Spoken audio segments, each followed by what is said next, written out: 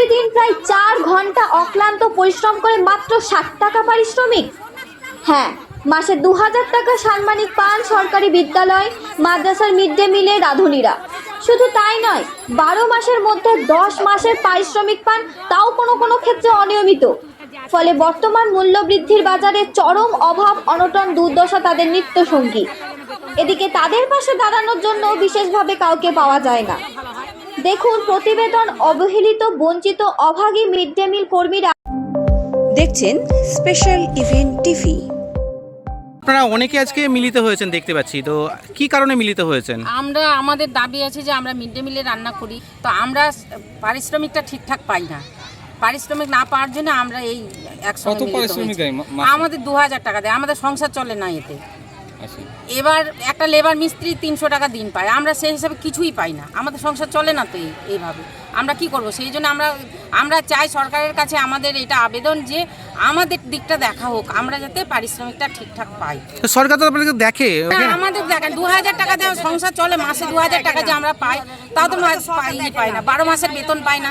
মানে সরকার দেখে না বলছেন আপনারা? না, সরকার দেখে না, আমাদের কেউ দেখে না। মিড ডে মিলের কোনো কথাই উচ্চারণ হয় না কোথাও। মিড ডে মিলের মাসিদের আপনারা সঠিকভাবে 2000 টাকা পান না? সঠিকভাবেও পাই না। 10 মাসের জায়গায় আমরা 8 মাসেরও বেতন ঠিকঠাক পাই না। আমাদের 4 মাস থেকে বেতন বাকি আছে। 12 মাস পরিশ্রম করেন, 10 মাসের আপনারা পারিশ্রমিক পান? ছুটি পাই না, টাকা পুজোর ছুটি থাকে, টাকা পাই না। 10 দিন ছুটি থাকলেও সেই 1 মাসের বেতন কাটে আমাদের।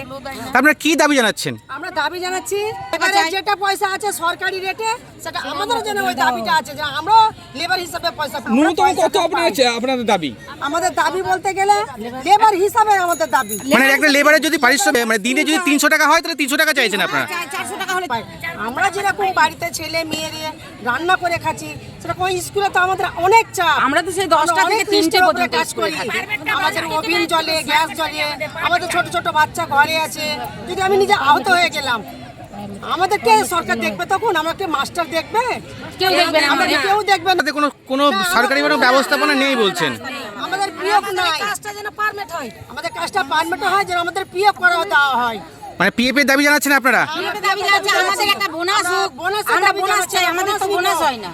আপনারা যে মিড ডে মিল রান্না খুব কষ্টের মধ্যে দিয়ে আপনারা আমাদেরকে একটা জল খেতে বিস্কুটও দেয় না, কোনো খাবার নেই। আমাদের খেতে লাগলেও আমরা খাবার পাই না। বাচ্চাদের খাইয়ে বাঁচলে হয়তো পাবে। তো বাচ্চারা মানে আপনারা 10টার সময় বিদ্যালয় এখন তো 6:30 যাচ্ছি। হ্যাঁ, 6:30 যাই। কতক্ষণ থাকেন আপনারা স্কুলে? আমরা 6:30 যাচ্ছি। 3.5 ঘন্টা হয়ে যায়। 3 ঘন্টা 3.5 ঘন্টা। তাহলে আপনাদের দাবি একটা শ্রম আইনে যেরকম পারিশ্রমিক হয় প্রতিদিনে, সেই লেবারেজে যেটা মানে সরকারি লেবারেজে দায় দিলাম, আমি পাবলিক লেবার না, বোনাস দেওয়া হয় না। বোনাস দেয় না। আমাদের পারমিট হয় না। পয়সা আচ্ছা, আপনাদের ন্যায্য যেটা অধিকার সেটা আপনারা চাইছেন? অধিকার যেটা লেবার পায় সরকারি থেকে, মাসের যেটা পয়সাটা অধিকারটা সেটাও আমরা যেন ঠিকঠাক দেয় না। বলছি আমরা শিক্ষক শিক্ষিকার কাছে আবেদন রাখছি, এবার মাননীয় বিধায়কের কাছে রাখছি, মুখ্যমন্ত্রীর কাছে রাখছি, আমাদের যেন এই আবেদনটা যত্ন সহকারে দেখা হোক। আমরা চাই আপনারা আমাদের বিষয়টা দেখুন। সংগ্রামী যৌথ মঞ্চের কাছেও আবেদন করছি, আপনারা আমাদের বিষয়টা দেখুন। সরকারের যারা আধিকারিক রয়েছেন, যারা বিধায়ক রয়েছেন, আপনাদের সঙ্গে প্রতিদিন একই বিদ্যালয়ে অনেক সময় কাটান, তাদের কাছে আবেদন রাখছেন। সংগ্রামী যৌথ মঞ্চের কাছে আপনারা আবেদন রাখছেন লড়াই আন্দোলনগুলো নিয়ে বা অধিকার নিয়ে, যারা যারা পাশে থাকে। সবাই যেন আমাদের সঙ্গে একটু লড়াই জানে আমাদের স্যার ম্যাডামরা থাকি। আপনার নাম? আপনি? আমি বাবুবাজার প্রাথমিক বিদ্যালয়, বৃন্দাবন বিহারী। কোন স্কুল?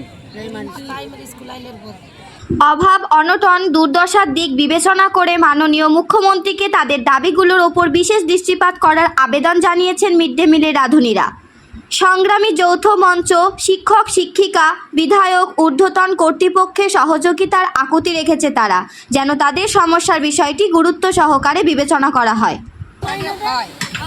আপনাদের পারিশ্রমিক ঠিকঠাক পাওয়ার জন্য আপনারা সংগ্রামী যৌথ মঞ্চ থেকে আবেদন রাখছেন।